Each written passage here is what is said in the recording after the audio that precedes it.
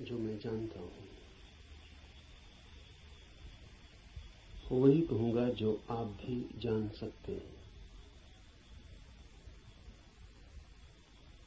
लेकिन जानने से मेरा अर्थ है जीना।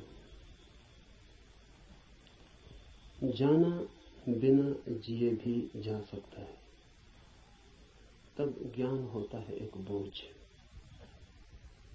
उससे कोई डूब तो सकता है, उबरता नहीं।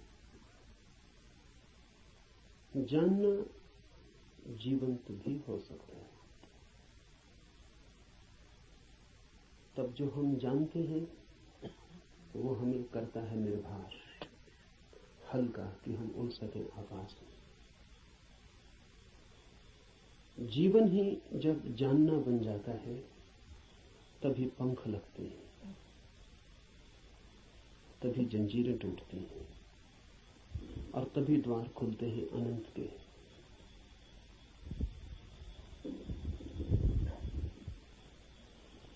लेकिन जानना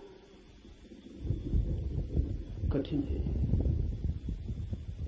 ज्ञान इकट्ठा कर लेना बहुत आसान,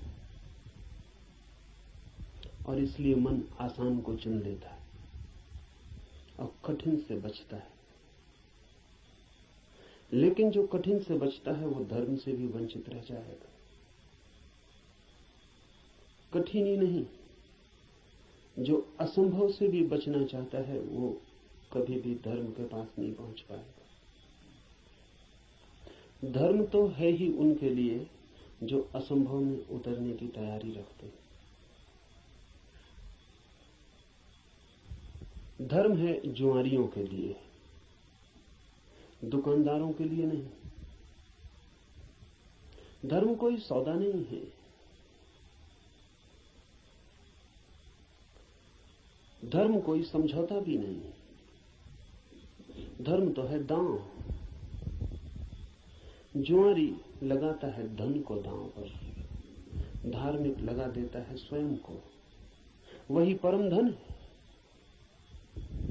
और जो अपने को ही दांव पर लगाने को तैयार नहीं, वो जीवन के गुह रहस्यों को कभी भी जान नहीं पाएगा। सस्ते नहीं मिलते हैं वे रहस्य। ज्ञान तो बहुत सस्ता मिल जाता है। ज्ञान तो मिल जाता है किताब में, शास्त्र में, शिक्षा में, शिक्षक के पास। ज्ञान तो मिल जाता है करीब करीब मुफ्त, कुछ चुकाना नहीं पड़ता है। धर्म में तो बहुत कुछ चुकाना पड़ता है। बहुत कुछ कहना ठीक नहीं, सभी कुछ दांव पर लगा दे कोई तो ही उस जीवन के द्वार खुलते हैं। इस जीवन को जो दांव पर लगा दे उसके लिए ही उस जीवन के द्वार खुलते हैं। इस जीवन को दांव पर लगा देना ही उस जीवन के द्वार की कुंजी है। लेकिन ज्ञान बहुत सस्ता है, इसलिए मन सस्ते रास्ते को चुन लेता है, सुगम को। सीख लेते हैं हम बातें, शब्द, सिद्धांत, और सोचते हैं जान लिया। अज्ञान बेहतर है ऐसे ज्ञान से। अज्ञानी को कम से कम इतना तो पता है कि मुझे पता नहीं। इतना सत्य तो कम से कम उसके पास है। जिन्हें हम ज्ञानी कहते हैं उनसे ज्यादा असत्य आदमी खोजने मुश्किल। उन्हें यह भी पता नहीं है कि उन्हें पता नहीं। सुना हुआ, याद किया हुआ, कंठस्थ हो गया, धोखा देता है। ऐसा लगता है मैंने भी जान लिया। मैं आपसे वही कहूंगा जो मैं जानता हूं, क्योंकि उसके कहने का ही कुछ मूल्य है। क्योंकि जिसे मैं जानता हूं, अगर आप तैयार हो तो उसकी जीवंत चोट आपके हृदय के तारों को भी हिला सकती। जिसे मैं ही नहीं जानता हूं, जो मेरे कंठ तक ही हो, वो आपके कानों से ज्यादा गहरा नहीं जा सकता। जो मेरे हृदय तक हो उसकी ही संभावना बनती है। अगर आप साथ दें तो वो आपके हृदय तक जा सकता है। आपके साथ की तो फिर भी जरूरत होगी, क्योंकि आपका हृदय अगर बंद ही हो तो जबरदस्ती उसमें सत्य डाल देने का कोई उपाय नहीं है, और अच्छा ही है कि उपाय नहीं है। क्योंकि सत्य भी अगर जबरदस्ती डाला जाए तो स्वतंत्रता नहीं बनेगा, परतंत्रता बन जाएगा। सभी जबरदस्तियां परतंत्रताएं बन जाती। इसलिए इस जगत में सभी चीजें जबरदस्ती आपको दी जा सकती हैं, सिर्फ सत्य नहीं दिया जा सकता, क्योंकि सत्य कभी भी परतंत्रता नहीं हो सकता। सत्य का स्वभाव स्वतंत्रता है। इसलिए एक चीज भर है इस जगत में जो आपको कोई जबरदस्ती नहीं दे सकता, जो आपके ऊपर थोपी नहीं जा सकती, जो आपको पहनाई नहीं जा सकती, उड़ाई नहीं जा सकती। आपका राजी होना अनिवार्य शर्त है, आपका खुला होना, आपका ग्राहक होना, आपका आमंत्रण, आपका अहोभाव से भरा हुआ हृदय। जैसे पृथ्वी वर्षा के पहले पानी के लिए प्यासी होती और दरारें पड़ जाती हैं, इस आशा में पृथ्वी जगह जगह अपने ओंठ खोल देती है कि वर्षा हो। ऐसा जब आपका हृदय होता है तो सत्य प्रवेश कर रहा है।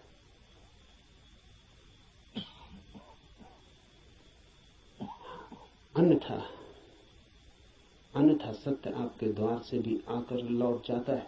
बहुत बार लौटा है, बहुत जन्मों जन्मों में। आप कुछ नए नहीं, इस पृथ्वी पर कुछ भी नया नहीं, सभी बहुत पुराने हैं।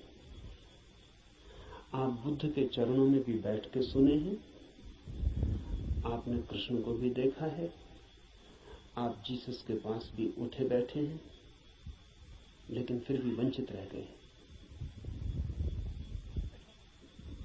क्योंकि कभी भी आपका हृदय तैयार नहीं था। आपके पास से बुद्ध की सरिता बहती निकल गई है, महावीर की सरिता बहती निकल गई, आप प्यासे रह गए। आनंद रो रहा था जिस दिन बुद्ध के प्राण छूटने को थे और छाती पीट रहा था, और बुद्ध ने उससे कहा कि तू रोता क्यों है? जरूरत से ज्यादा मैं तेरे पास था 40 वर्ष, और अगर 40 वर्ष में भी नहीं हो पाई वो घटना, तो अब रोने से क्या होगा? मेरे मिटने से इतना परेशान क्यों हो रहा है? तो आनंद ने कहा है, इसलिए परेशान हो रहा हूं कि आप मौजूद थे और मैं न मिट पाया।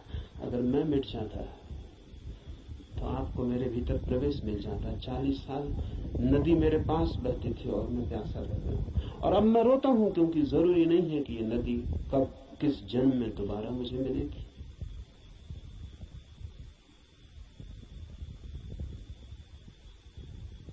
आप कुछ नए नहीं हैं।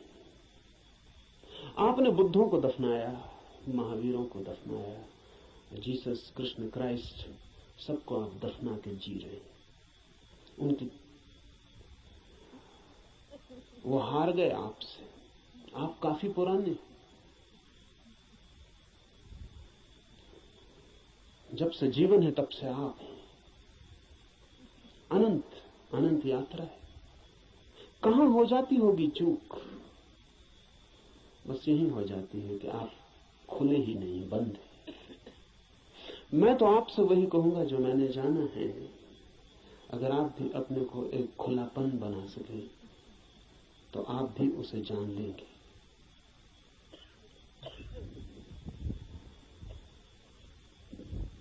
और ऐसा नहीं है कि कोई कठिनाई है बहुत, एक ही कठिनाई है और वो आप हैं। कुछ लोग कुतूहल से चलते हैं,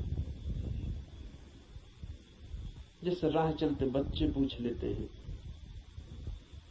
इस वृक्ष का नाम क्या है, और अगर आप उत्तर न दें तो तत्क्षण भूल जाते हैं कि उन्होंने पूछा भी था।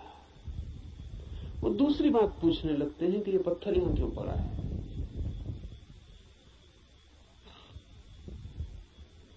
पूछने के लिए पूछते हैं, जानने के लिए नहीं पूछते।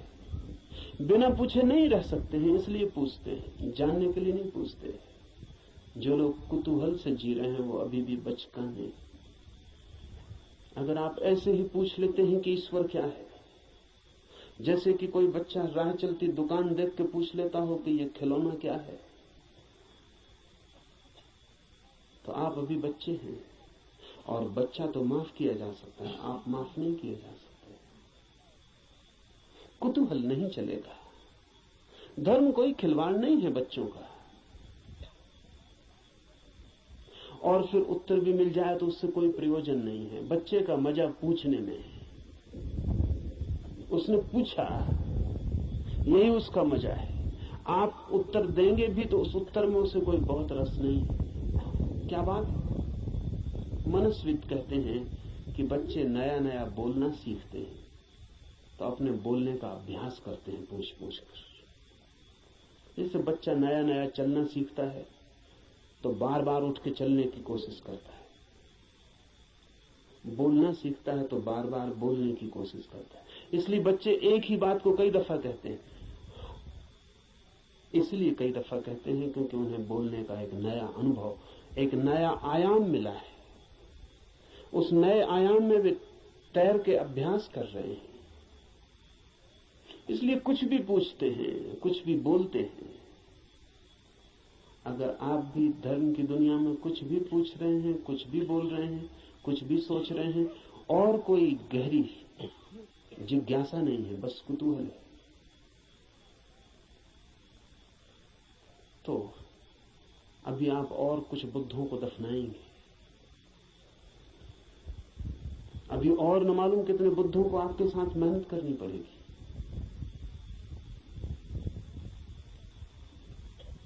कुतूहल से सत्य का कोई संबंध नहीं। कुछ लोग कुतूहल से थोड़ा आगे बढ़ते हैं और जिज्ञासा करते हैं। जिज्ञासा में थोड़ी ज्यादा गहराई है, लेकिन बस थोड़ी ज्यादा। जिज्ञासा भी बहुत गहरी नहीं, वो भी उथली है, क्योंकि जिज्ञासा है केवल बौद्धिक, और बुद्धि भी ऐसी है जैसी खाज होती है, खुजलाएं तो थोड़ा रस आता है, ऐसा बुद्धि को भी खाज होती रहती। ईश्वर है, आत्मा है, मोक्ष है, ध्यान क्या है, करने के लिए नहीं। ईश्वर क्या है, जानने के लिए नहीं, चर्चा के लिए, बातचीत के लिए।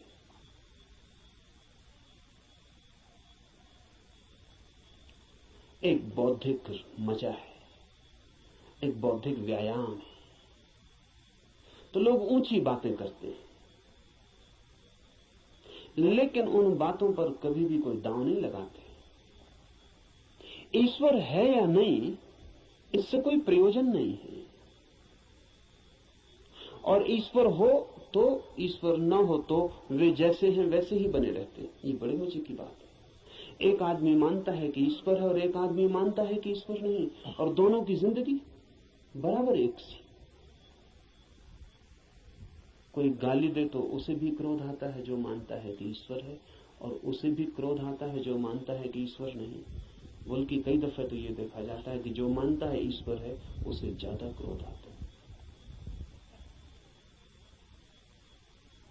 क्योंकि जो मानता है कि ईश्वर नहीं है वो ज्यादा से ज्यादा क्या कर सकता है? आपका गाली दे सकता है, मार सकता है, हत्या कर सकता है, लेकिन जो मानता है ईश्वर है वो आपको नरक तक में सड़ा सकता है। उसके पास ज्यादा उपाय क्रोधित होने के। अगर ईश्वर के मानने और न मानने से कोई भी अंतर जीवन में न पड़ता हो तो उसका अर्थ है कि ये ईश्वर से कोई संबंध नहीं है, बौद्धिक बातचीत है।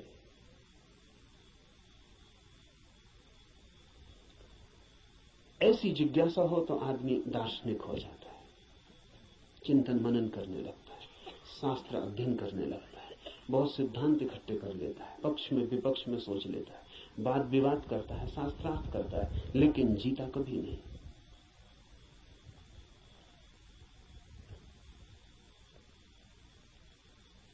अगर आप भी सिर्फ जिज्ञासा से भरे हैं तो यात्रा नहीं होगी। जिज्ञासा से भरे हुए लोग वे हैं जो मील के पत्थर के पास बैठ जाते हैं और पूछते हैं मंजिल क्या है, कितनी दूर है, और सदा यही पूछते हैं, लेकिन कभी उठ के चलते नहीं। जानते तो आप भी कितना है, क्या कमी है जानने में? करीब करीब सभी कुछ जानते हैं। जो बुद्ध ने जाना हो, महावीर ने, कृष्ण ने जाना हो, वो सभी आप भी तो जानते हैं। गीता में पढ़ के आपको ऐसा नहीं लगता कि ये बातें तो हमें भी मालूम आपको भी है, पर सिर्फ बुद्धि तक है, आपके हृदय तक उनका बीज नहीं पहुंचा। और बुद्धि पर रखे हुए विचार वैसे ही होते हैं जैसे पत्थर पे कोई बीज को रखते हैं। बीज तो होता है लेकिन पत्थर पे रखा रहता है, अंकुर नहीं फूट सकता। अंकुर फूटना हो तो बीज को पत्थर से गिरना पड़े, जमीन खोजनी पड़े, और जमीन की भी ऊपर की सतह ठीक नहीं है क्योंकि और गीली जगह चाहिए, तो थोड़ा जमीन के भीतर पहुंचना पड़े जहां थोड़ी पानी की सुविधा हो, थोड़ा रस बहता हो। बुद्धि पर पत्थर की तरह बीज रख जाते हैं, हृदय तक जब तक न गिर जाए तब तक गीली जगह नहीं मिलती। हृदय में थोड़ा रस बहता है, थोड़ा प्रेम, वहां थोड़ा पानी, वहां कोई बीज गिरे तो अंकुरित होता है, नहीं तो कभी अंकुरित नहीं होता। जिज्ञासु व्यक्तियों के पास बहुत कुछ होता है, लेकिन पत्थर पर रखे हुए बीजों की भांति। जमीन भी ज्यादा दूर नहीं होती, लेकिन थोड़ी यात्रा भी मुश्किल है, चलना बिल्कुल नहीं है, तो पत्थर पर ही बीज रखा रह जाता है। इतनी यात्रा तो करनी ही पड़ेगी कि बीज पत्थर से नीचे गिरे, जमीन पर आए, जमीन में जगह खोजे, थोड़ी गीली भूमि को पाए, थोड़ा छिप जाए अंधेरे में। ध्यान रहे, जगत में जो भी जन्म पाता है वो गहन, मौन, एकांत, अंधेरे को चाहता है। बुद्धि में तो जितनी चीजें रखी हैं वो सब खुले प्रकाश में रखी हैं, वहां अंकुर नहीं होते। हृदय है, आपके भीतर गीली जमीन है छिपी हुई, वहां कुछ पैदा होता है। इसलिए जो सिर्फ जिज्ञासा से जीते हैं वे विद्वान बन जाते हैं, पंडित बन जाते हैं, ज्ञानी बन जाते हैं, लेकिन कुछ अंकुरित नहीं होता उनके भीतर। कोई नया जन्म, कोई नया जीवन, कोई नए फूल, कुछ भी नहीं। एक और जिससे संबंध है हमारा, एक और भी दिशा है खोज की, उसे हम कहते हैं मुमुक्षा। जानने की फिक्र नहीं है, जीने की फिक्र है। जानने की फिक्र नहीं है, होने की फिक्र है। ये सवाल नहीं है कि ईश्वर है, सवाल यह है कि क्या मैं ईश्वर हो सकता हूं। अगर ईश्वर हो भी और मैं ईश्वर न हो सकूं तो कोई सार नहीं है। सवाल ये नहीं है कि मोक्ष है, सवाल ये है कि क्या मैं भी मुक्त हो सकता हूं। अगर मैं मुक्त हो ही ना सकूं और मोक्ष हो भी कहीं तो क्या अर्थ है? ये बात नहीं है कि आत्मा है भीतर या नहीं, हो या ना हो। सवाल असली ये है कि क्या मैं आत्मा हो सकता हूं। मुमुक्षा है होने की खोज, और जब कोई होना चाहता है तब दांव पर लगना पड़ता है। इसलिए कहता हूं धर्म है जुआरियों का काम। वही कहूंगा जो मैं जानता हूं, जो जिया है। अगर आप तैयार हुए दांव पर लगाने को,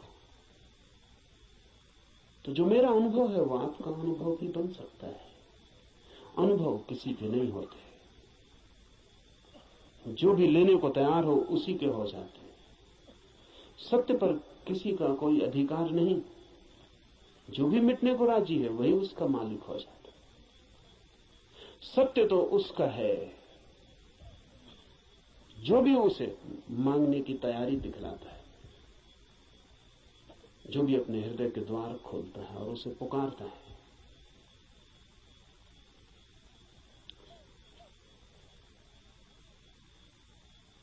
इस उपनिषद को इसीलिए चुना है।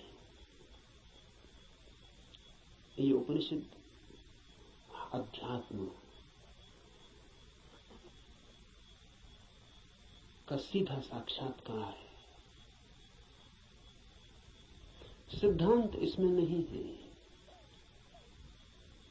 इसमें सिद्धों का अनुभव है। इसमें उस सब की कोई बातचीत नहीं है जो कुतूहल से पैदा होती है, जिज्ञासा से पैदा होती है। नहीं, इसमें तो उनकी तरफ इशारे हैं जो मुमुक्षा से भरे हैं, और उनके इशारे हैं जिन्होंने पा लिया है। कुछ ऐसे लोग भी हैं कि जिन्होंने नहीं पाया, लेकिन फिर भी मार्गदर्शन देने का मजा नहीं छोड़ पाते। मार्गदर्शन में बड़ा मजा है। सारी दुनिया में अगर सबसे ज्यादा कोई चीज दी जाती है तो वो मार्गदर्शन है, और सबसे कम अगर कोई चीज ली जाती है तो वो भी मार्गदर्शन है। सभी देते हैं, लेता कोई भी नहीं। जब भी आपको मौका मिल जाए किसी को सलाह देने का तो आप चूकते नहीं। जरूरी नहीं है कि आप सलाह देने योग्य हो, जरूरी नहीं कि आपको कुछ भी पता हो जो आप कह रहे हैं, लेकिन जब कोई दूसरे को सलाह देनी हो तो शिक्षक होने का मजा छोड़ना बहुत मुश्किल हो जाता है। शिक्षक होने में मजा क्या है? आप तत्काल ऊपर हो जाते हैं मुफ्त में और दूसरा नीचे हो जाता है। अगर कोई आपसे दान मांगने आए तो 2 पैसे देने में कितना कष्ट होता है, क्योंकि कुछ देना पड़ता है जो आपके पास है। लेकिन सलाह देने में जरा भी कष्ट नहीं होता, क्योंकि जो आपके पास है ही नहीं उसको देने में कष्ट क्या है? आपका कुछ खो ही नहीं रहा है, बल्कि आपको कुछ मिल रहा है, मजा मिल रहा है, अहंकार मिल रहा है। आप भी सलाह देने की हालत में हैं आज, और दूसरा लेने की हालत में।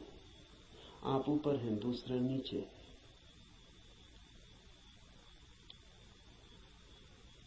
इसलिए कहता हूं कि इस उपनिषद में कोई सलाह, कोई मार्गदर्शन देने का मजा नहीं है, बड़ी पीड़ा है। क्योंकि उपनिषद का ऋषि जो दे रहा है वो जान के दे रहा है, वो बांट रहा है कुछ बहुत हार्दिक, बहुत आंतरिक।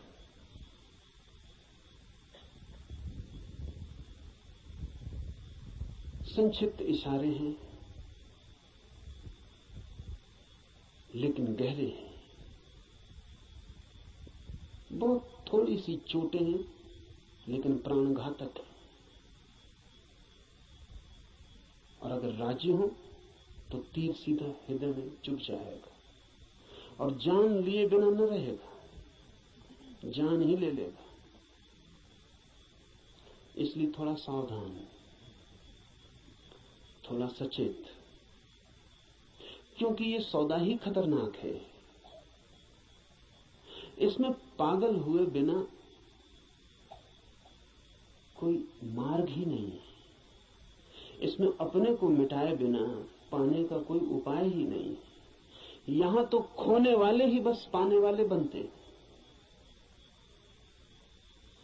और इसीलिए इस उपनिषद को भी चुन लिया है। ऐसे तो सीधा ही आपसे कह सकता हूं, कोई कारण इस उपनिषद को चुनने का नहीं है, बहाना, आड़। क्योंकि तीर सीधा मारो आदमी बच सकता है, उपनिषद की आड़ से थोड़ी सुविधा रहेगी, इसलिए चुन लिया है कि आपको ऐसा भी पता नहीं लगेगा कि मैं कोई सीधे ही आपको तीर मार रहा हूं। तो बचने का जरा उपाय कम हो जाता है। सभी शिकारी जानते हैं कि थोड़ी आड़ से शिकार ठीक होती है। ये उपनिषद सिर्फ आड़ है और इससे कुछ लेना देना ज्यादा नहीं। जो मैंने जाना है वही कहूंगा, लेकिन उसमें और उपनिषद में कोई अंतर नहीं है, क्योंकि इस उपनिषद के ऋषि ने जो कहा है वो जानकर ही कहा है।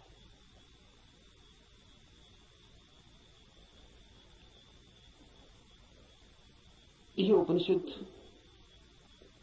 अध्यात्म की सूक्ष्मतम रहस्यों का उद्घाटन है। लेकिन अगर मैं उपनिषद पर ही बात करता रहूं तो डर है कि बात ही रह जाए। इसलिए चर्चा तो पृष्ठभूमि होगी। इस चर्चा के साथ साथ प्रयोग, जो कहा है, जो इस ऋषि ने देखा है या जो मैं कहता हूं मैंने देखा है, उस तरफ आपके चेहरे को मोड़ने की कोशिश, उस तरफ आपकी भी आंखें उठाने, उस तरफ आपकी भी आंखें उठाने का प्रयास, वही मुख्य होगा। उपनिषद की बात तो सिर्फ हवा पैदा करने के लिए होगी कि आपके चारों तरफ वे तरंगें पैदा हो जाएं, कि आप भूल जाएं 20वीं सदी को, पहुंच जाएं उस लोक में जहां ये ऋषि रहा होगा। मिट जाए ये जगत जो चारों तरफ बहुत बेरौनक और बहुत कुरूप हो गया है, और याद आ जाए उन दिनों की जब ये ऋषि जिंदा रहा होगा। एक हवा, एक वातावरण, बस उसके लिए उपनिषद। पर उतना काफी नहीं है। जरूरी है, काफी नहीं है। तो जो मैं कहता हूं, अगर आप उसको सुन के ही रुक जाते हैं तो मैं मानूंगा आपने सुना भी नहीं, क्योंकि सुन के जो चलता नहीं है, मैं नहीं मान सकता कि उसने सुना है। अगर आप सोचते हैं कि सुन के आपकी समझ में आ गया, इतनी जल्दी मत करना। सुन के समझ में आता होता तो हम कभी के समझ गए होते। सुन के ही समझ में आता होता तो इस दुनिया में समझदारों की कमी ना होती, ना समझ खोजना मुश्किल हो जाता। मगर ना समझ ही ना समझ, सुन के कुछ भी समझ में नहीं आता। सुन के सिर्फ शब्दों पे मुट्ठियां बन जाती। सुन के नहीं, करके ही समझ में आता है। इसलिए सुनना करने के लिए, समझने के लिए नहीं।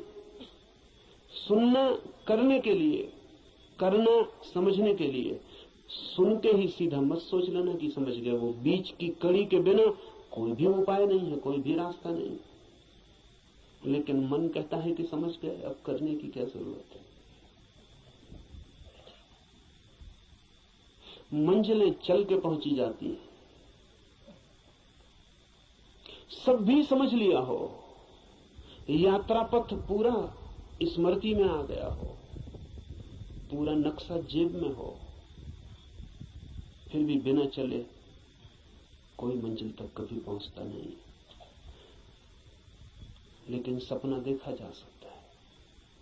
कोई आदमी यहीं सो जाए और सपना देख सकता है कहीं भी पहुंचने का। मन सपना देखने में बड़ा कुशल है। और ऐसा मत सोचना कि आप ही ऐसे सपने देखते हैं। जिनको आप बहुत बुद्धिमान कहते हैं, वे भी इसी तरह के सपने देखते रहते हैं। साधु हैं, सन्यासी हैं, महात्मा हैं, वर्षों से खोज में लगे हैं, लेकिन कहीं इंच भर नहीं पहुंचते, यात्रा ही नहीं करते।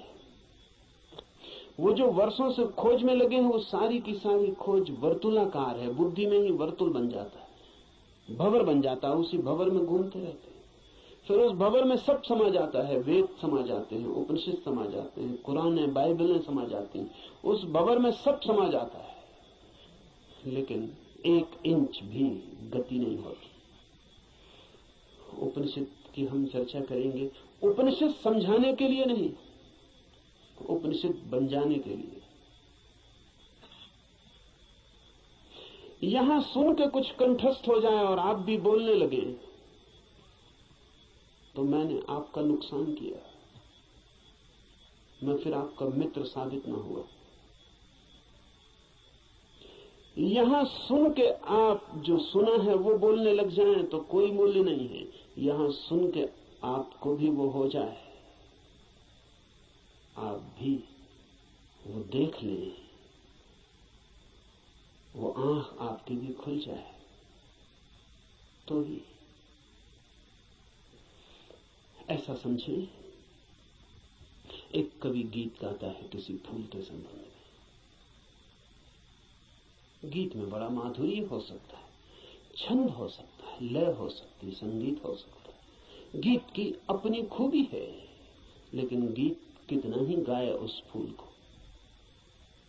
और कितना ही गुनगुनाए, तो भी गीत गीत है, फूल नहीं। और लाखों गति और लाखों छंद, तो भी गीत गीत है, फूल की सुगंध नहीं। और आप उसी गीत से तृप्त हो जाएं तो आप भटक गए। उपनिषद गीत है किसी फूल का जिसे आपने देखा नहीं अभी। गीत गजब का है, गाने वाले ने देखा है, पर गीत से तृप्त मत हो जाना। गीत फूल नहीं। ऐसा भी हो जाता है कि कभी कभी आप फूल के पास भी पहुंच जाते हैं। कभी कभी फूल की एक झलक भी मिल जाती है, अचानक, आकस्मिक। क्योंकि फूल कोई विजाती ही नहीं है, आपका स्वभाव है, आपके बिल्कुल निकट है, किनारे किनारे है। कभी कभी छू जाता है बिना आपके, बावजूद आपके। कभी कभी फूल एक झलक दे जाता है, कोई बिजली कौन जाती, किसी क्षण में आकस्मिक अनुभव में आ जाता है। कुछ और भी है इस जगत में, यही जगत सब कुछ नहीं है। इस पथरीले जगत के बीच कुछ और भी है जो पत्थर नहीं, फूल है, जीवंत, खिला हुआ, जैसे किसी स्वप्न में देखा हो या अंधेरी रात में चमकी हो बिजली और कुछ दिखा हो और फिर खो गया हो। ऐसा कभी कभी आपके जीवन में भी हो जाता है, कवियों के जीवन में अक्सर हो जाता है, चित्रकारों के जीवन में अक्सर हो जाता है। फूल की झलक बिल्कुल पास आ जाती है। फिर भी फूल कितने ही पास हो और कितनी ही झलक मिल गई हो, पास होना भी दूर होना ही है। और कितने ही पास आ जाए फूल तो भी फासला तो बना ही रहता है। और मैं बिल्कुल हाथ से भी छू लूं फूल को तो भी पक्का नहीं है कि जो अनुभव मुझे होता है वो फूल का है, क्योंकि हाथ खबर लाने वाला है। और हाथ अगर बीच में गलत खबर दे दे तो कुछ भरोसा नहीं। और हाथ सही ही खबर देगा, इसको मानने का कोई कारण नहीं। फिर हाथ जो खबर देगा वो फूल के संबंध में कम और हाथ के संबंध में ज्यादा होती।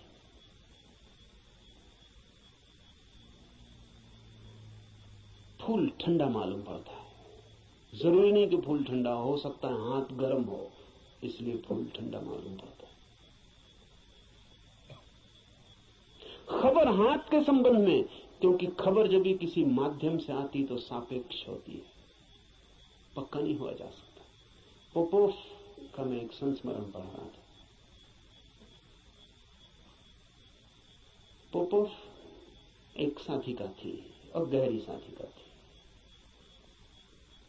और पियोत्र दिमित्रोविच ऑस्पेंस्की के पास साधना करता था। एक दिन बैठी थी पास, एक सज्जन ने आके ऑस्पेंस्की से पूछा कि ईश्वर है या नहीं। तो ऑस्पेंस्की ने कहा कि ईश्वर नहीं। फिर ऑस्पेंस्की थोड़ी देर रुका और उसने कहा कि लेकिन मैं कोई गारंटी भी नहीं कर सकता।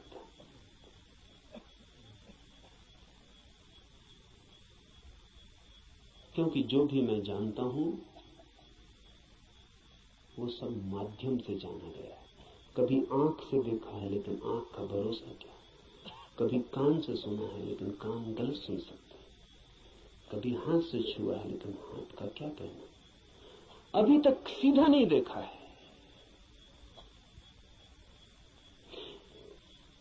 अभी तक आमने सामने नहीं हुआ हूं, इसलिए कोई गारंटी भी नहीं।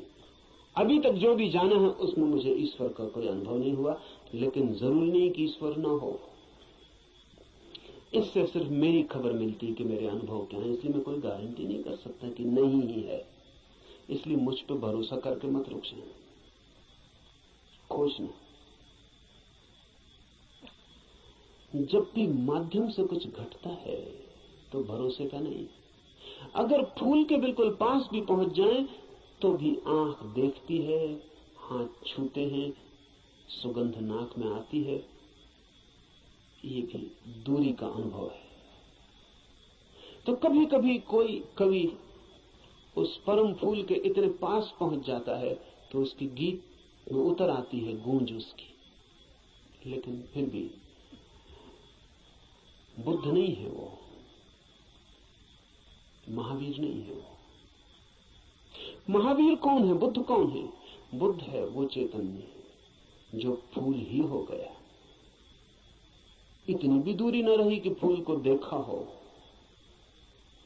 फूल ही हो गया। फूल होकर ही पूरी तरह जाना जा सकता है क्या है। उपनिषद के ऋषि की बात है, गीत है किसी फूल के संबंध में, उसे गुनगुनाना, मिठास है बड़ी उसमें, स्वाद है उसमें बहुत, लेकिन वो फूल नहीं है, गीत ही है। अगर प्रयास करेंगे तो कभी कभी झलक भी मिलेगी। मेरे पास लोग आते हैं, वो कहते हैं ध्यान में बड़ी झलक मिली, लेकिन फिर खो गई। अनंत प्रकाश हो गया था, फिर खो गया। आनंद ही आनंद हो गया था, लेकिन अब कहां है? अब खोजते हैं और नहीं मिलता। झलक का मतलब है पास पहुंच गए थे, झलक तो खो ही जाएगी। इसलिए ध्यान ज्यादा से ज्यादा झलक ही दे सकता है। उस पर भी मत रुक जाना कि उसी झलक को पकड़ के बार बार खोजते रहना है। ध्यान का तो मूल्य इतना है कि झलक मिल जाए, फिर आगे जाना है समाधि में, ताकि आप फूल ही हो जाएं।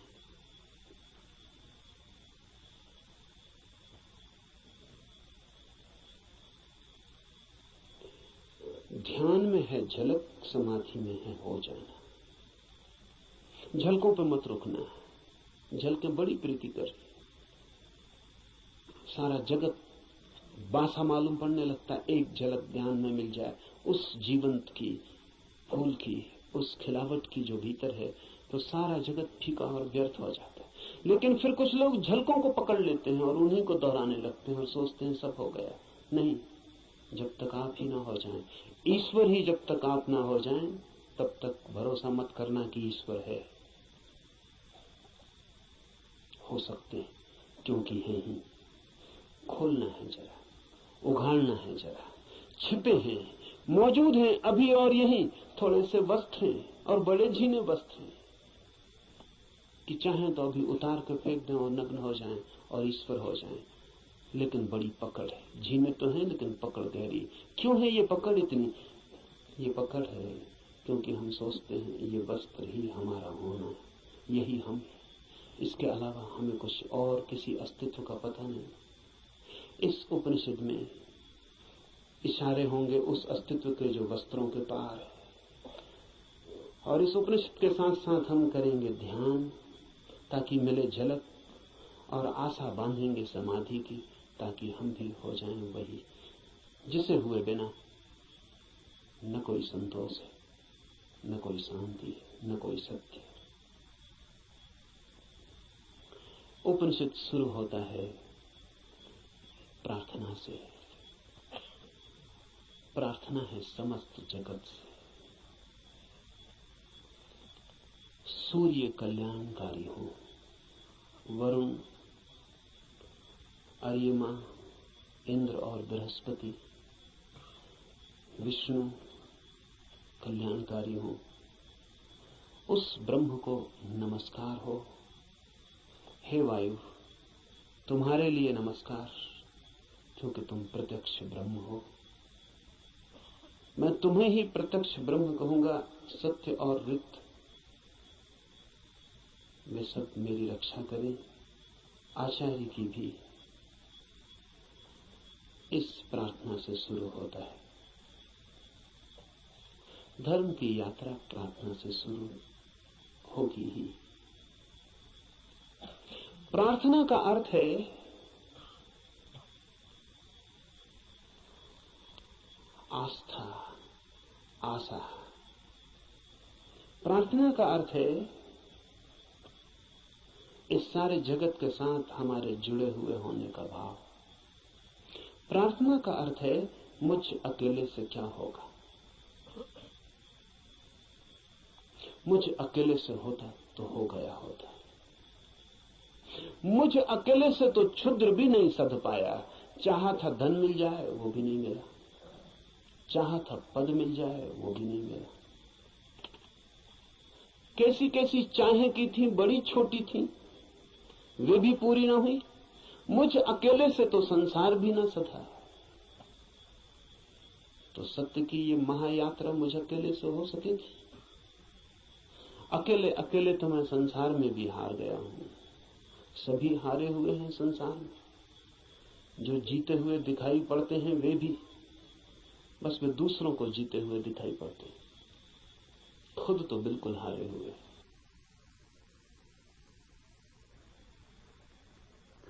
आप भी अपने को हारे हुए दिखाई पड़ते होंगे, औरों को तो आप भी जीते हुए दिखाई पड़ते हैं। आपसे भी पीछे लोग हैं जो आपको समझते हैं पा लिया आपने, जीत गए संसार में। लेकिन भीतर से अगर हम आदमी को देखें तो एक एक आदमी हारा हुआ है। संसार पराजय की लंबी कथा है, वहां जीत होती ही नहीं, वहां जीत हो ही नहीं सकती। वो संसार का स्वभाव नहीं, वहां हार ही नियति है, किसी की नहीं, किसी व्यक्ति की नहीं, संसार में होने की नियति ही हार है। वहां हारना ही होगा, वहां कोई कभी जीतता नहीं। वहां हम नहीं जीत पाए जहां क्षुद्र था, स्वप्न था, शंकर कहते हैं माया है, वो माया में भी हार गए। सपना था, भ्रम था, वहां भी तो जीत ना पाए। जब भ्रम में भी हार गए, सपने में भी न जीते, तो यथार्थ में, सत्य में अकेले से क्या होगा? प्रार्थना का अर्थ है संसार में पराजित हुए व्यक्ति का यह अनुभव कि जन्मों जन्मों तक चेष्टा करके मैं हार गया, क्षुद्र में तो विराट में मेरी सामर्थ्य। इसलिए प्रार्थना, इसलिए सारे जगत को पुकारा है ऋषि ने कि मुझे साथ देना। सूर्य को पुकारा है, वरुण को पुकारा, ये सब नाम है, प्रतीक है जीवन की समस्त शक्तियों की। सूर्य को पहले पुकारा है क्योंकि सूर्य हमारा जीवन है, उसके बिना हम नहीं होंगे। हमारे भीतर सूर्य ही जीता है, जलता है।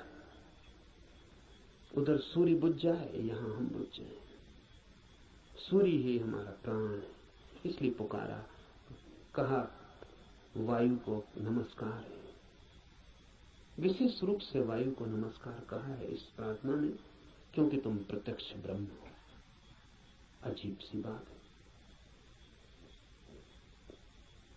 थोड़ा सोचें। बड़े मजे की बात है, क्योंकि वायु है बिल्कुल अप्रत्यक्ष और सब चीजें प्रत्यक्ष। सूर्य को कहा होता प्रत्यक्ष ब्रह्म हो, जीते जागते जलते प्रखर, समझ में आता। सूर्य को नहीं कहा प्रत्यक्ष ब्रह्म, कहा वायु को जो बिल्कुल दिखाई पड़ती नहीं, बिल्कुल अप्रत्यक्ष। कहां है प्रत्यक्ष वायु? सिर्फ अनुमान है कि है, लगता है कि है, भासता है कि है, दिखाई तो पड़ती नहीं। आंख के सामने कहां है? प्रत्यक्ष का मतलब है आंख के सामने है। जो आंख के सामने वायु बिल्कुल नहीं है, पत्थर पहाड़ सब आंख के सामने, वायु नहीं है। लेकिन ऋषि कहता है हे वायु नमस्कार तुम्हें, क्योंकि तुम प्रत्यक्ष ब्रह्म हो। इसलिए कहा कि वायु जैसे दिखाई नहीं पड़ती और है, और आंख को दिखाई नहीं पड़ती फिर भी आंख को छू रही है प्रतिपल। ऐसा ही परम सत्य है, दिखाई नहीं पड़ता, छू रहा है प्रतिपल। वायु दिखाई नहीं पड़ती क्योंकि हमारे पास देखने वाली आंख नहीं है। वायु तो यहां है, वायु के बिना तो हम भी नहीं हो सकते हैं। वही तो हमारी श्वास में हमें संभाले, उसका ही आवागमन तो हमारा सारा जीवन है, जो इतने निकट है। श्वास है जो हमारी, वो भी दिखाई नहीं पड़ती, क्योंकि हमारे पास आंखें बड़ी स्थूल है। तो हम जो बहुत मोटा मोटा है, स्थूल स्थूल है, वो देख लेते हैं। जो सूक्ष्म है वो हमें दिखाई नहीं पड़ता। वायु सूक्ष्मतम है, हमारे सामने मौजूद है, भीतर मौजूद है, बाहर मौजूद है, रोए रोए में मौजूद है, और दिखाई नहीं पड़ती। इसलिए कहा कि तुम प्रत्यक्ष ब्रह्म हो, तुम ठीक ब्रह्म जैसी हो। वो भी यहाँ मौजूद है और दिखाई नहीं पड़ता, और रोए रोए में वही समाया है, रोआ रोआ वही है, और फिर भी उसका कोई पता नहीं चलता। इसलिए वायु को नमस्कार किया है कि हम वायु को तो जानते हैं, ब्रह्म को नहीं जानते। वायु से एक धागा जोड़ा है कि ब्रह्म भी ठीक वायु जैसा है। इसलिए मैं तुम्हें प्रत्यक्ष ब्रह्म कहूंगा।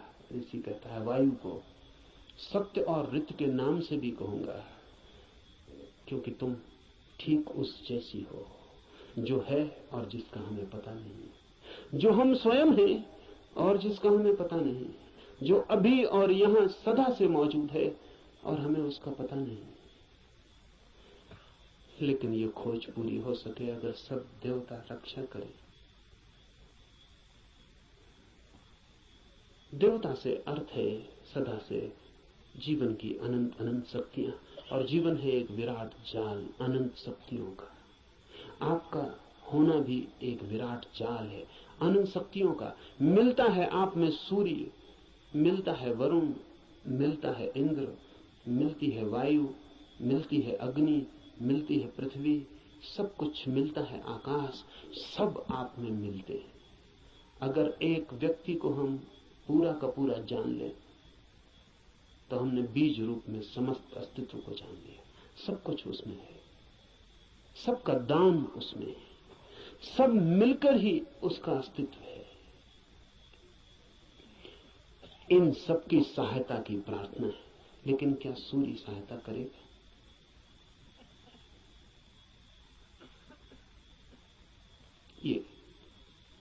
ये सवाल उठता ही है। प्रार्थना भी की तो क्या सूर्य सहायता करेगा? प्रार्थना भी की तो क्या वायु सहायक हो जाएगी? प्रार्थना भी की तो पृथ्वी क्या सहायता करेगी? पृथ्वी की सहायता और सूर्य की सहायता का सवाल नहीं है। आपने प्रार्थना की, यही बड़ी सहायता है। इसे थोड़ा ठीक से समझ लें। कोई सूर्य आके आपको सहायता नहीं करेगा, लेकिन आपने प्रार्थना की, इसका जो परिणाम है वो सूर्य पर नहीं होगा, आप पर होगा।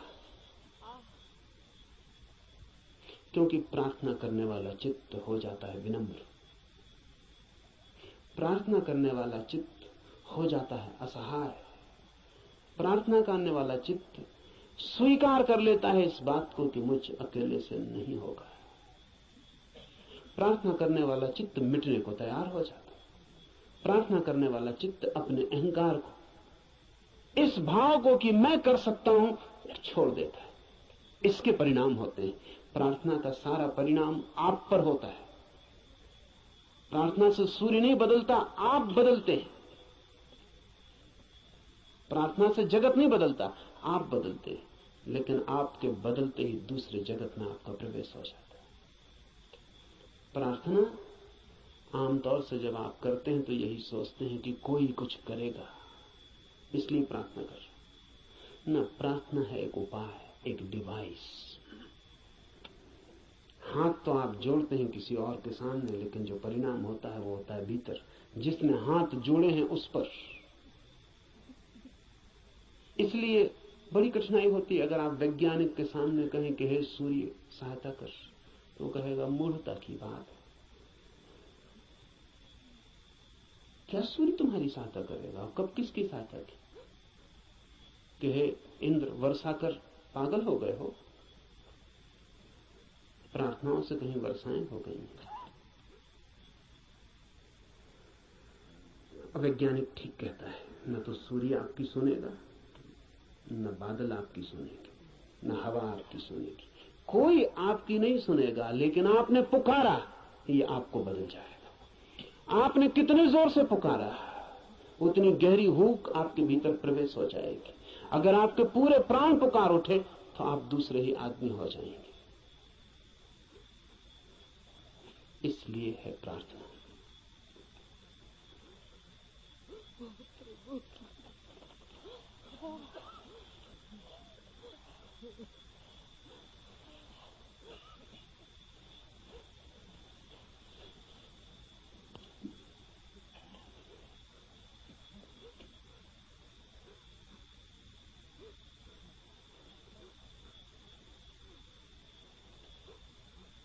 Jean-Paul Sartre has named his autobiography Words.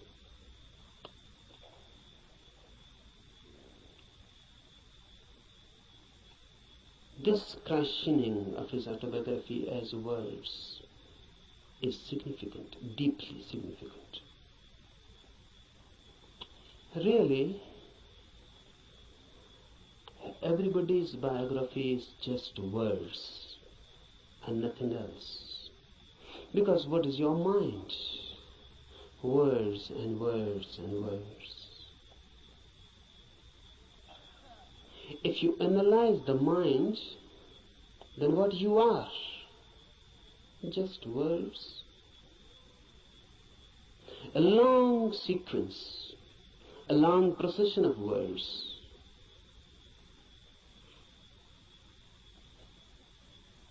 This is everybody's autobiography. But if you are nothing but words, then you are not. Then you are yet unborn. Then you are yet to exist authentically. Because words are just words, sounds. They mean something, but basically they are meaningless. The meaning is given to them. And mind is just a mechanism, a natural computer. It goes on feeding on words, then creating more words out of them. Then you go on associating those words. You go on creating principles, philosophies, systems. And ultimately where you are. Truth is not a byproduct of a long process of words. Truth is not a word at all. Truth is out of words. Truth is beyond words or below words. Truth is experience, not words. Old Lao Tse has said, the truth cannot be said. Because when you say something, language has to be used. Words have to be used. And truth is not a word. So when you say it, you miss it. The moment you say it, you have missed it. It cannot be said. It can only be experienced.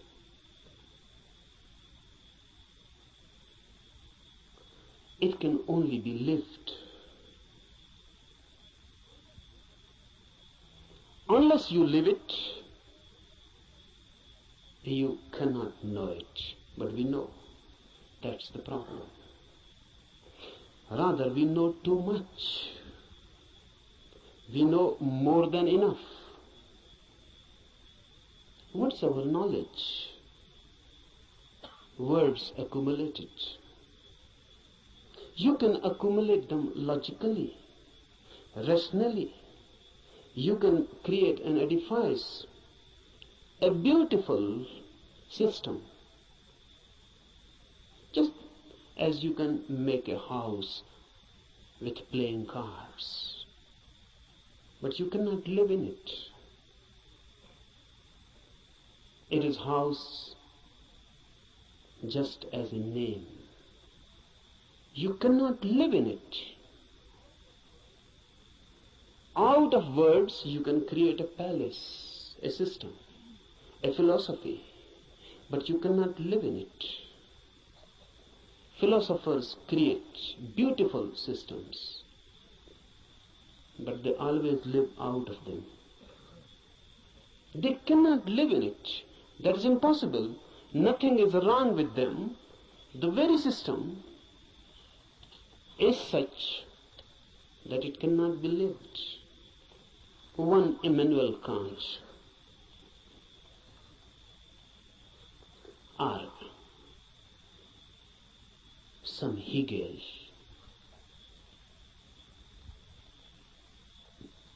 they create out of words principles, hypotheses. They go on explaining the whole universe, but they themselves remain unexplained. They can explain the whole cosmos. They can say how the world was created. They can say what is the destiny. And look in them, dig deep, and you find a very miserable man, just as unhappy as anyone, as in hell as anyone.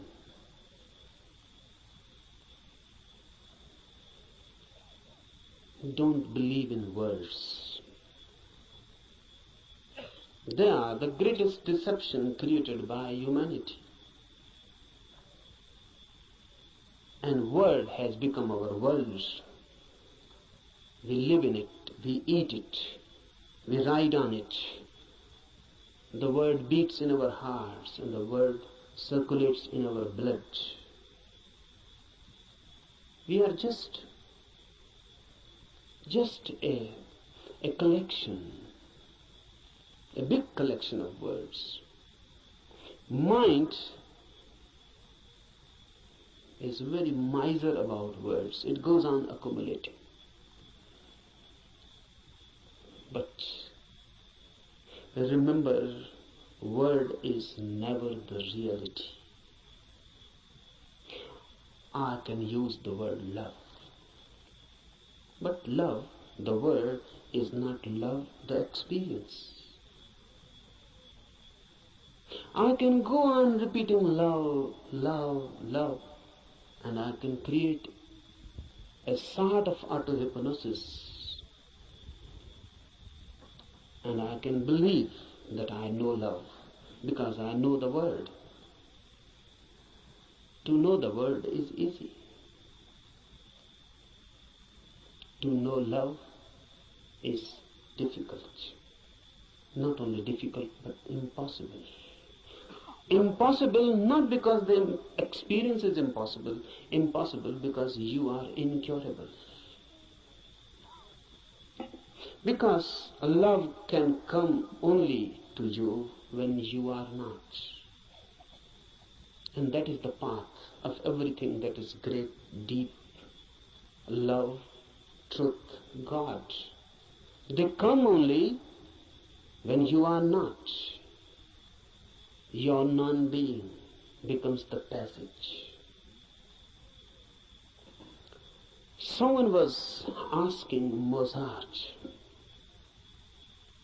Mozart was one of the greatest magicians of the world. Rare, unique.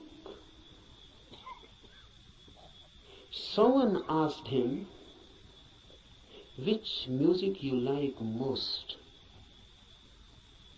And Mozart is reported to have replied, no music, sir.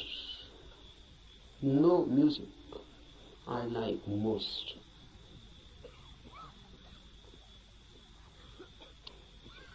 Difficult to understand, difficult to penetrate in, but very significant. The reply is just, unique, unexpected, and from a musician. He says no music is the best. Have you ever heard the music which Mozart calls no music? You have heard sounds, and if sounds can be put in a system, in a rhythm, it becomes music. Music means rhythmic sounds, but sounds. If they are unrhythmic, it becomes noise. If they are rhythmic, it becomes music. But what is no music? No music means no sounds, silence. Silence has a music of its own, but you cannot hear it as you are. You are filled with words, so you can understand sounds. You are filled with noise, that's why music has so much appeal. You are so much filled with noise, crowdy noise, mad noise, that when someone creates music outside, you forget your noise inside. You are magnetized by the music outside. You forget yourself. You become concentrated in the music outside. That's why music is loved so much. Music is a hypnosis created by sounds, rhythms, technique. Unless your inner noise ceases, unless your inner constant talk, chattering ceases, you cannot hear no music. This Upanishad is concerned with no music. No music means meditation. The state of mind when there is no noise within, then suddenly you become aware of a silence without. When you are silent, the whole universe becomes suddenly silent. When the whole universe is suddenly silent, for the first time you are authentically existent. For the first time you have being. For the first time you know who you are.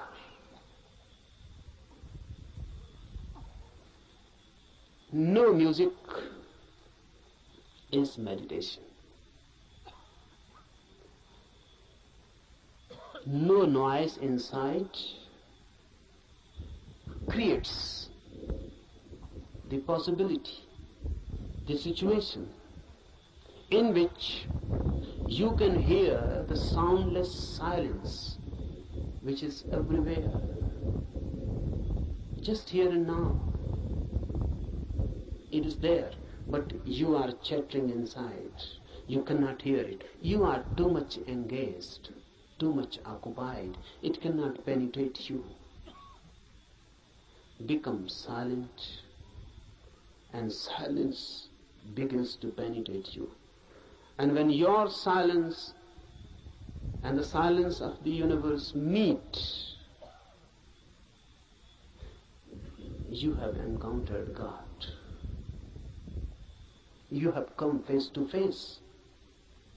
This is what is meant by immediate Brahma. Immediate experience of the divine, when your silence meets the silence of the universe. When these two silences meet, they become one. Because two silences cannot be two. Remember this. Two noises are two. Two silences cannot be two, because there is nothing in between them which can become a wall, which can become a division. Two silences immediately become one. They cannot remain two, because where is the point which can divide them?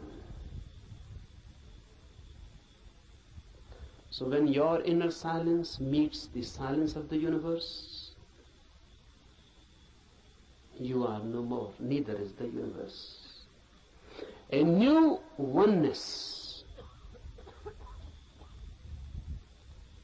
You explode into a new oneness. You are Brahma, not encountering really, because there is no other. Note this point, because Upanishads are the first teachings in the world which say you cannot see God.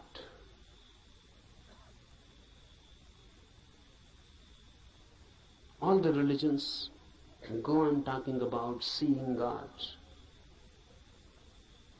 Upanishads are the first teachings, the oldest, which say you cannot see God, because in seeing two are needed, you and the God. God cannot be made an object of knowledge. God is your subjectivity. So you cannot put God before you. There is no way of meeting God. You can only dissolve in Him, or He can dissolve in you. Oneness is God. When two silences meet, oneness is created. Two silences meeting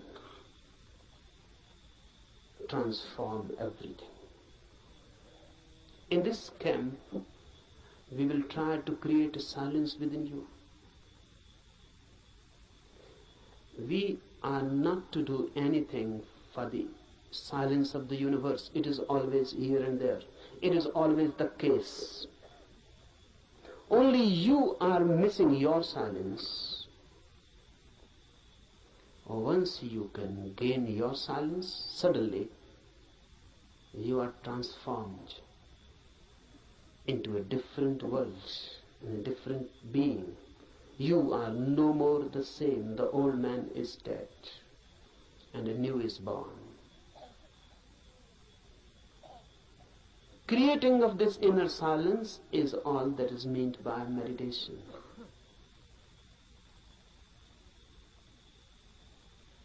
Remember this. We are not interested in teachings. Teachings are of no use in themselves unless they are practiced. We are interested in this Upanishad only as a practical device. The Upanishad is not for me some doctrine to be believed, or some system to be believed, or some philosophy to be believed. Upanishads are practical guides. They believe not in changing your mind, but in changing you. They are not concerned with any change of your ideology. They are concerned with you directly, with your being. Remember this, knowing is your periphery and being is your center. Knowledge is added to you, being can never be added. Being is that which you are already. Knowledge is that which goes on being added to you. And it happens, unfortunately, it happens for many, that their being becomes just more and more burdened with their knowledge. Knowledge is going to be piled up on you by the society, by culture, by everything. Knowledge is utilitarian. It is needed. So everyone goes on accumulating knowledge. Knowledge is power. It gives you energy, particularly to move in the world, to act in the world. It helps. It is instrumental. But if you become too much identified with this knowledge, you forget that you are more than what you know. Then you forget that you are mirror to your knowledge. Then you forget that your foundational being is not your knowing. What you know is just your memory. How to penetrate this knowing and to reach the innermost center which you are. Silence, no music,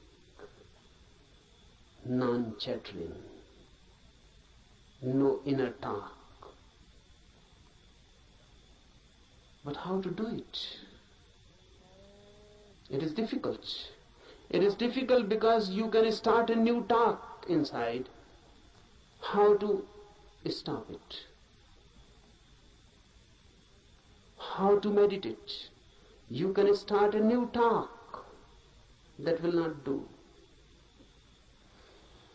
The way to do is to throw this inner nonsense out completely. To go through a catharsis. Whatsoever goes on in, make it out, throw it, express it. If you can throw all your mind out, you create a space within. In that space, silence happens. So, we are not going here to sit silently with closed eyes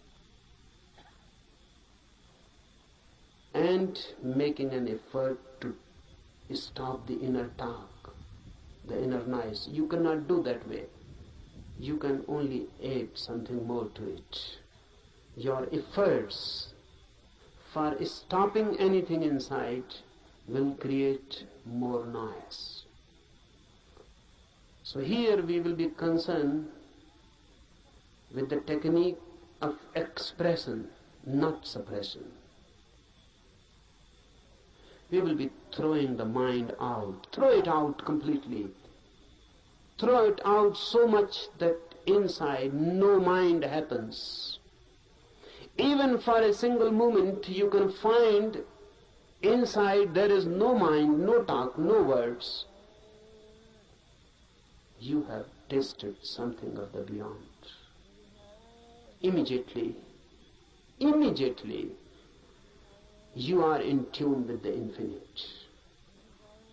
This we are going to do. This is not a camp for teaching anything. I am not going to teach you something. I am going to help you to grow into something, to be something different. Cooperate with me, because unless you cooperate, nothing can be done.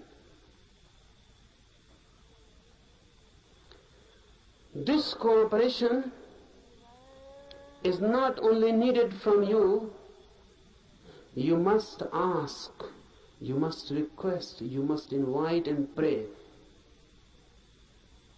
so that all the forces of the world, all the forces of the universe cooperate with you. That's why this Upanishad, Adhyatma Upanishad, starts with a prayer.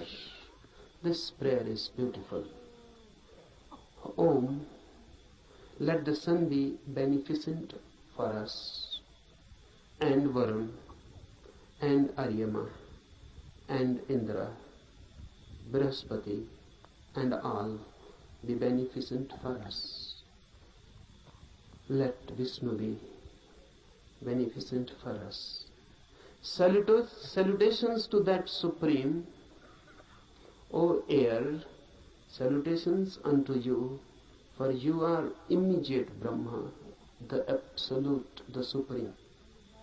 I shall call thee alone the immediate Brahma. I shall also call thee Ritha and Satya, the law and the reality. Let them protect me. Let them protect the Acharya, the teacher. Om Shanti, Shanti, Shanti. With prayer we start. Why? Because man alone is helpless. Man alone cannot do anything. Because man alone is nothing. Man is just a meeting point of million and million forces. In you, every universal force is crossing. You are just a crossroad. The sun, the air, the earth, the fire, the ether, everything is passing through you. You are just a crossroads. Remember this, because then you become part of this cosmos. And this is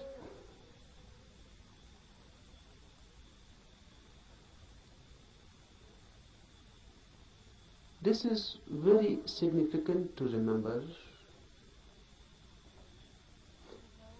because the modern mind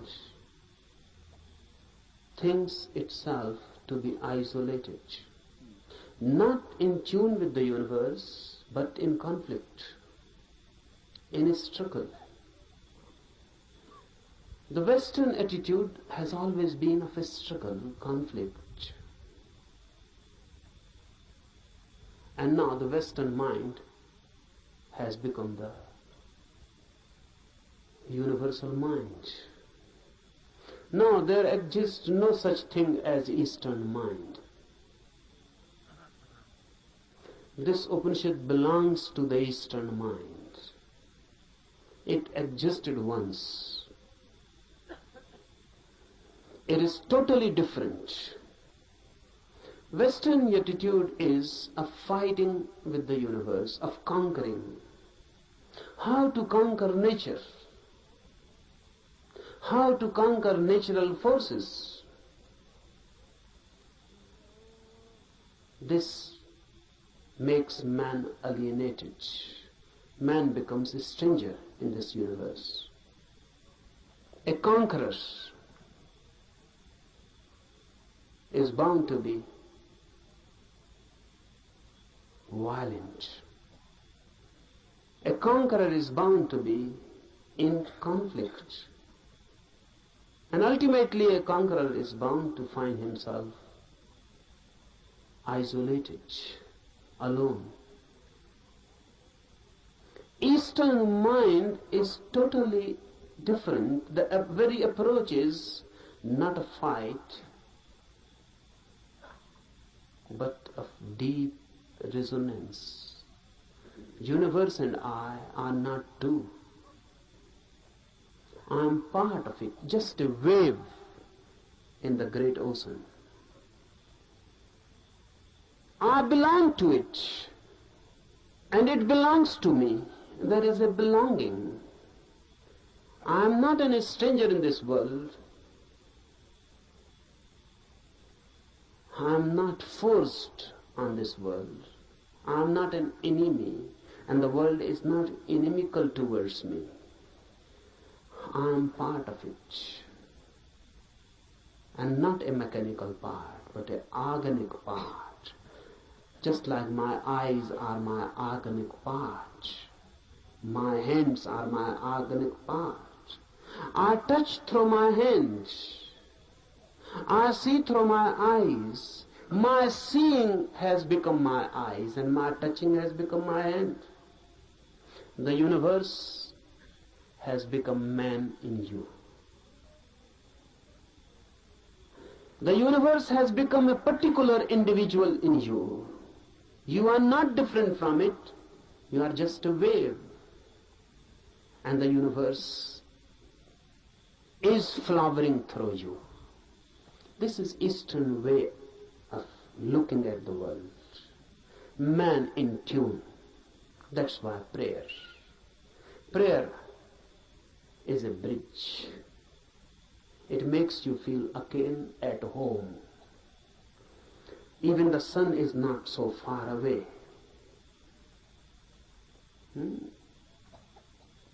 The Upanishad says, let sun be beneficent to us. Let everything be beneficent to us. Let everything be a blessing to us and a help. Why? Because truth is not yours or mine. Truth means the center of this universe.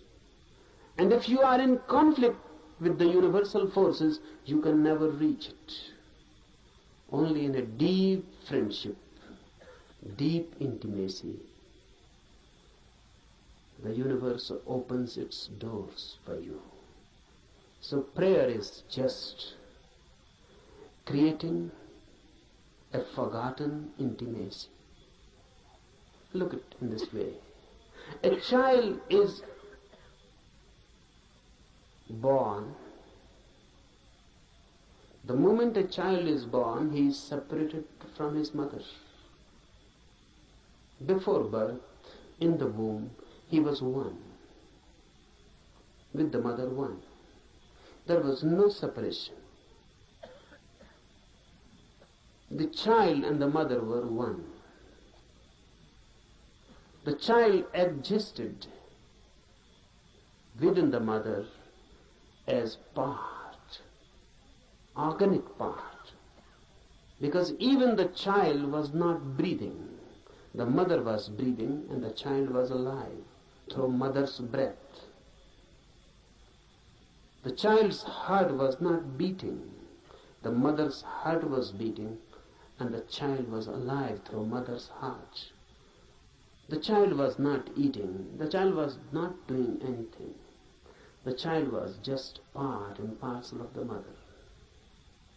Then the child is born and separated. Then the child grows as individual. Away and away the child goes from the mother. The same happens with human consciousness. Before consciousness is born, you are one with the universe. In deep sleep, you again fall into that oneness. When there is no dreaming and no thought, there is no mind. And when there is no mind, there is no ego. In deep sleep, you are no more. Because your mind is no more. Who you are in your deep sleep, can you say? What is your name? When you are deep, dreamlessly asleep, who are you? What is your name? There is no name. Because if there is name, you are not deep asleep. The name is just a surface thing. Who are you, a Hindu or a Mohammedan? A Christian, Catholic or Protestant? Who are you? Educated, uneducated, poor or rich, a beggar or a king? Who are you? Man, woman, young or old? In deep sleep, you are none. Still you are. You cannot say that you are. Absolutely not. You are. But you are not that which you are when awake. while dreaming, while awake, you are a mind. While deep asleep, you are a no mind. The mind is lost, dissolved, but the being is. Deep prayer gives you this feeling of no mind, of deep oneness, as if the whole universe has become a womb. You have become just a child in the womb of your mother. The whole universe has become motherly. No conflict, just prayer, just a feeling and a trust. Prayer is a trust. The child in the womb of his mother cannot distrust, or can. How can he distrust? He trusts his mother totally.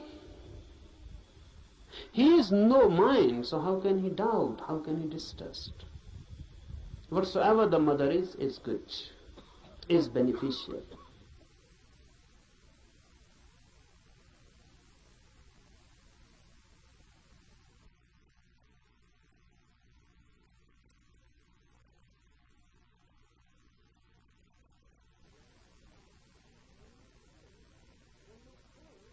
When you pray, you are throwing yourself back into a motherly universe. You are back into the womb of the world, of existence itself.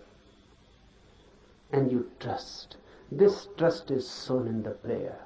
The sun will be beneficial, the air, the earth, everything.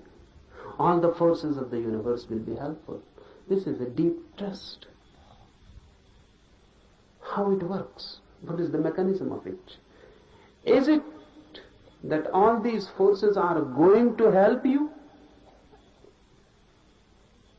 No.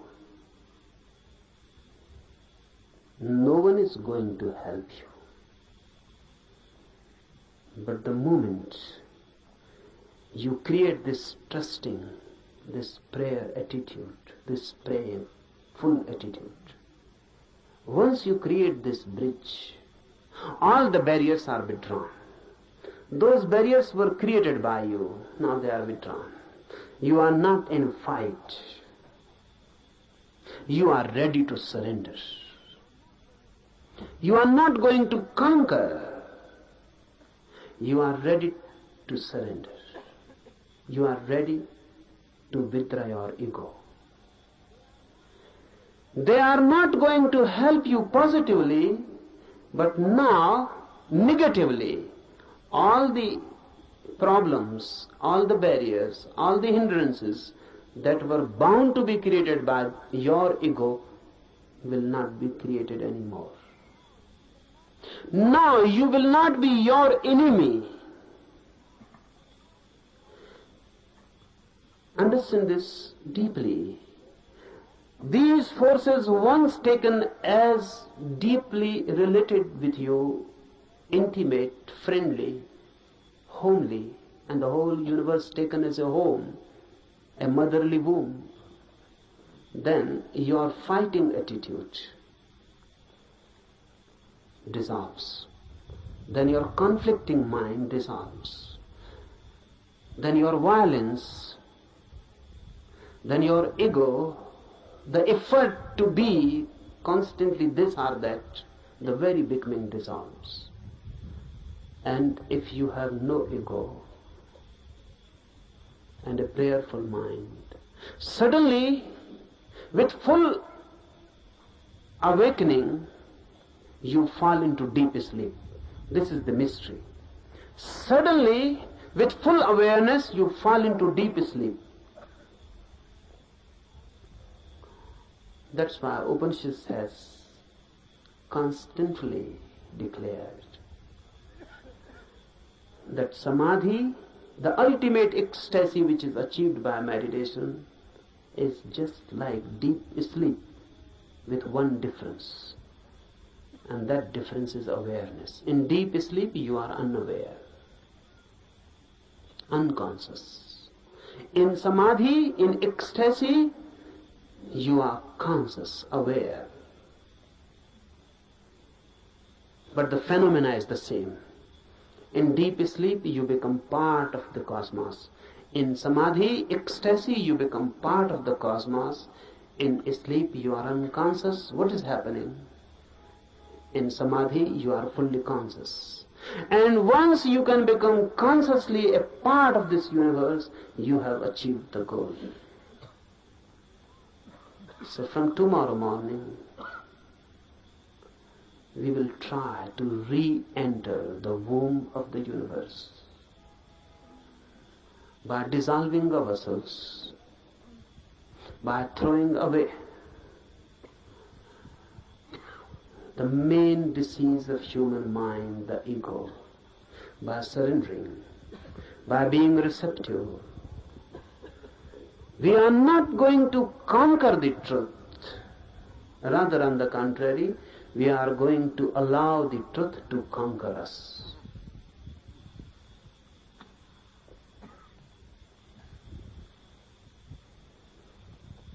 Now, some instructions for the morning meditation.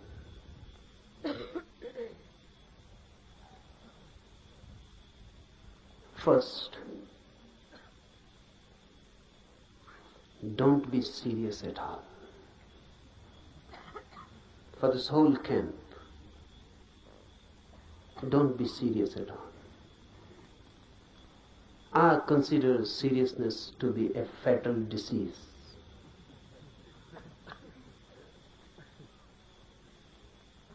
So please don't try to be long faces. Why I particularly say this? Because religious people are usually trying to be that. Don't be serious. Be more and more laughing, enjoying like small children. Because before the divine force, we are small children. So don't be serious. You cannot approach the divine force with a serious, sad face. That is a barrier. Laugh and dance and enjoy like small children, and you can enter the temple very easily. The doors are always open for the children. Be children-like. Jesus is reported to have said that only those who are like children will enter the kingdom of God. And look what Christians have done. They have created a very serious, sad religion. Jesus on the cross, a weeping religion, crying. Christians say Jesus never laughed. This is unbelievable.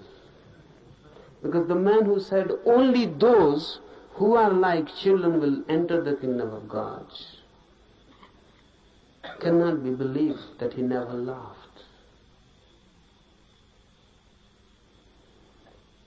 The quite vice versa can be believed, that he continuously laughed, never stopped laughing, even in his sleep, but this cannot be believed that he never laughed. Be like children, forget your ages, your experience, your knowledge, throw them all, wholesale. Don't try by and by. Throw them, because unnecessary time is wasted. Just throw them, forget them. You may be someone, everyone is someone. If not in other size, in his eyes, everyone is someone. You must be someone. Here be nobody. Forget. Leave outside the campus ground your identities. You may be a doctor, you may be a professor. Leave all these diseases outside. You may be a rich man, you may be a politician, There are thousands and thousands types of diseases. Please leave them outside. Here come like small children. Then something is possible. Otherwise, nothing.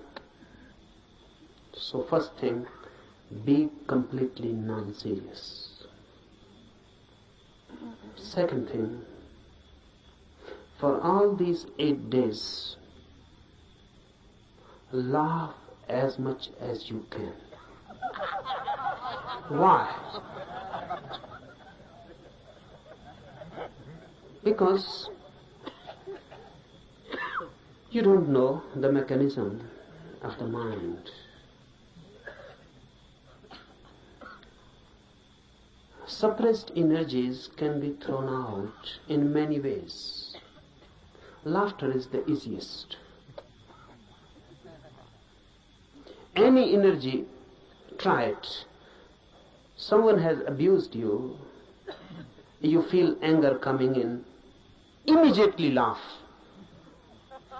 And the same energy which was going to be anger will become laughter. You are sad, something has happened. The moment you remember you are sad, immediately laugh. Don't wait someone to help you. Laugh. And suddenly you will feel the change, the same energy which was going to take a shape, sad shape, is transformed into laughter. It has been released. So laughter I give you as a technique of release.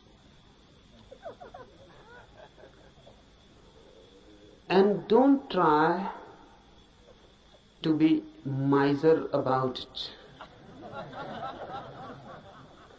And don't try to find out any reasons for it. No reasons are needed.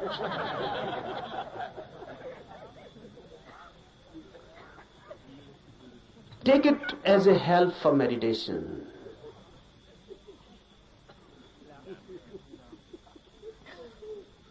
The whole thing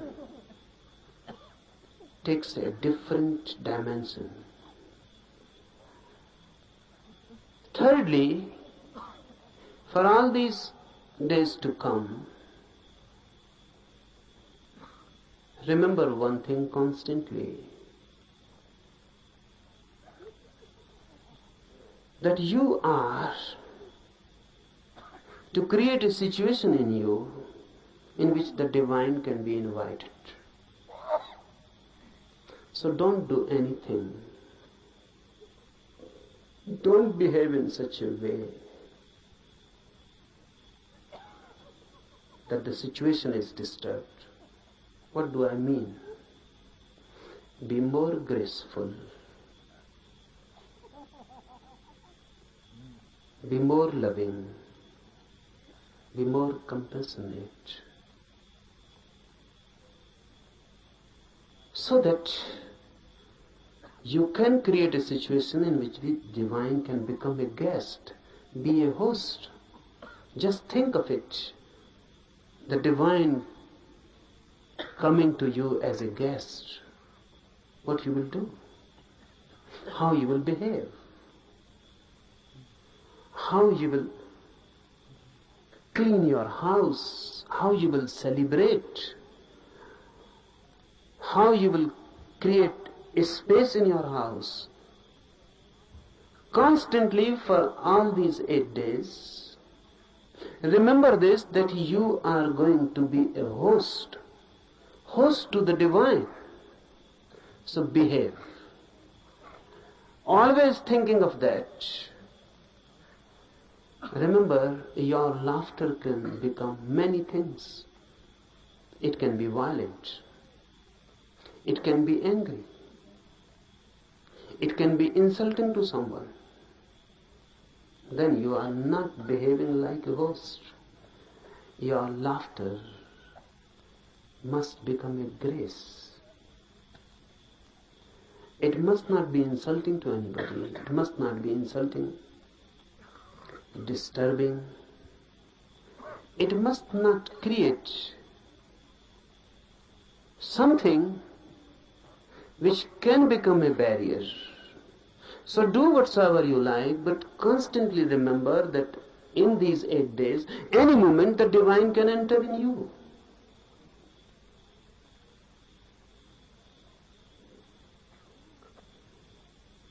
Any moment the divine can enter.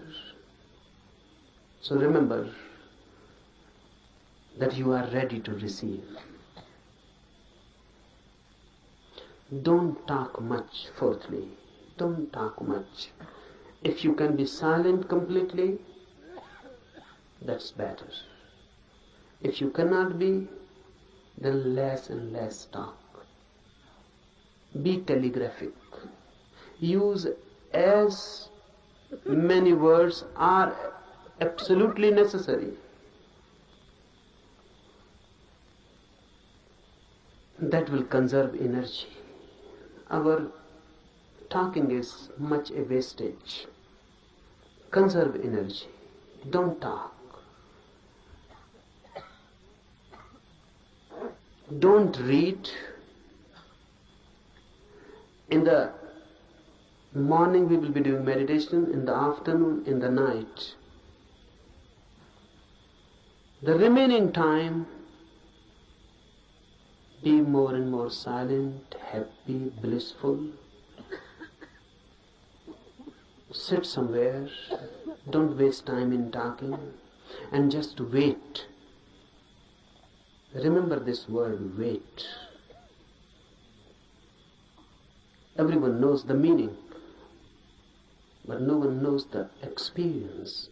Sometimes when you really wait, you are waiting for your beloved or your lover to come. You are a different man. A different quality enters in you. You are waiting for your beloved. Someone passes by the door, you just become eyes. The whole energy is transformed into eyes. Someone knocks on the door, you become attentive. The beloved may have come. Even the rustling of the leaves outside, dry leaves falling on the ground, and you feel the beloved has come. You are constantly alert. Alert, but not tense. Alert, but waiting.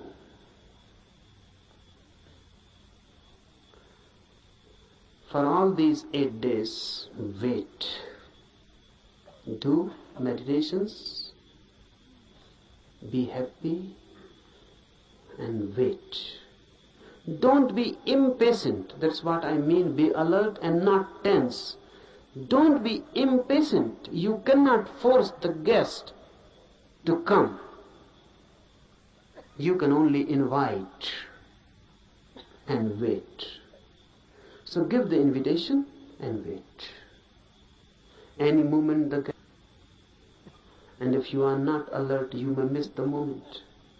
Any moment the guest can come, and you are angry and talking to someone else, you may miss him. Any moment the phenomena is possible, but if you are not there, you may miss for lives. No one can say when the next moment of such opportunity will come. Wait. And lastly,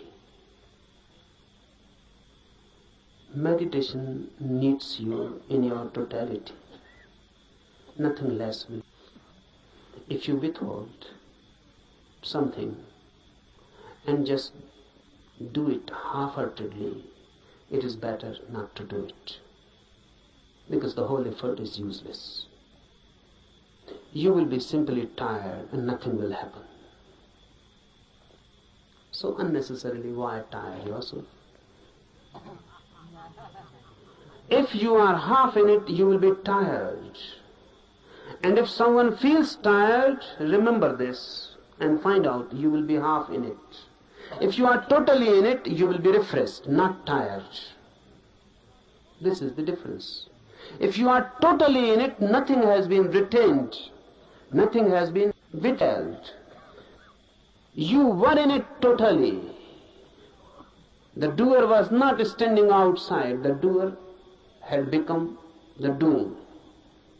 Then you will come out of his fresh like the dew in the morning, fresh like a rose just opening, fresh, full of energy, light, dancing, blessed. And not only blessed, in such a state of mind that you can bless others. But that happens only when you are total in it. It never happens when the minor part has moved. Then there is a tension between you standing and between you moving. Then you have become two. Then you are split. That split, that inner tension between two creates tiredness. You feel exhausted, not vitalized. You feel just as if your energy has been sucked out. You will feel it. So whenever you feel it, go deep and ask, are you split into two, divided? The effort that do, either stop completely, don't do. That's better. Because you are not deceiving yourself. It is honest. Or be totally in it, move in it. When you move totally in it, it has a different quality. Suddenly, there is no tension, no conflict, no struggle within. Your whole being has gone into it. And you have never gone into anything as total. You have not loved as total. You have not done anything as total, always partial. That's why our life is just moment exhausted. You feel just dying every moment. No beauty, no flowering out of it, just death. Out of life, only death. That shows what you are doing with yourself. Otherwise, life is every day, every moment a new flowering. Every day a new achievement. Every day a new height and a new depth. And if you can go on, moment to moment, moving totally in your life, death becomes itself the deepest experience of life. There is no death then.